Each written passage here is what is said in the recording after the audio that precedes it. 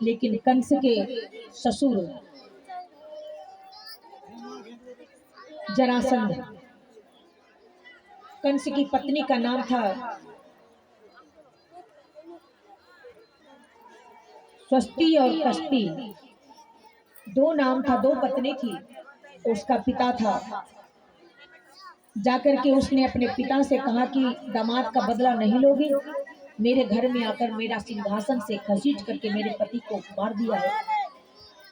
तब से उसने दुश्मनी कर लिया और कन्हैया से युद्ध करने लगा। बार बार मथुरा पर चढ़ाई करे, बार बार गोकुल वासियों को तबाह करे।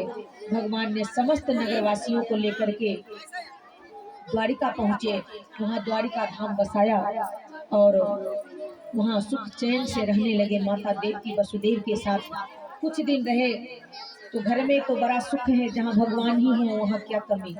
विश्वकर्मा का बनाया हुआ सुंदर महल द्वारिका दिव्य व्यवस्था से सुशोभित है, लेकिन घर में मधुर स्वर नहीं गूंज रहा है, माताओं को सुना सुना घर लग रहा है।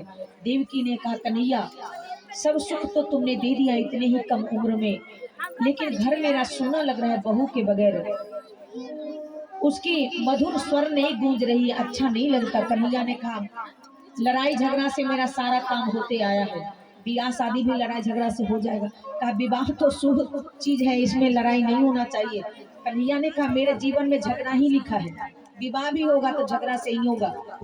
कुछ दिन के बाद रुक्मिणी के पिता कुंडनपुर में स्वयंवर के लिए समस्त राजाओं को आमंत्रित किया था, लेकिन रुक्मिणी का भाई रुक्मी का मित्र था शिशुपाल, उसने कहा कि शिशुपाल से तुम्हारा विवाह करूंगा।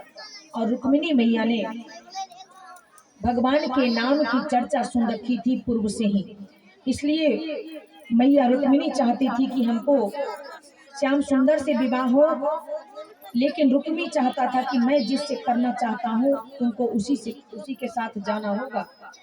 रुक्मिणी मैया भगवान से निवेदन करती हैं और अर्ज लगाती हैं, प्रभु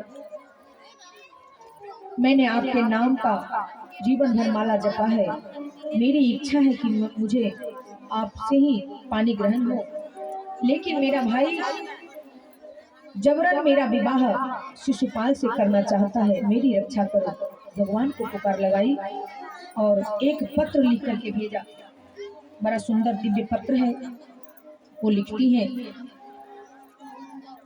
पत्र नहीं ये चित्त है मेरा, प्रियवर तुझे बुलाने को, पत्र नहीं ये चित्त है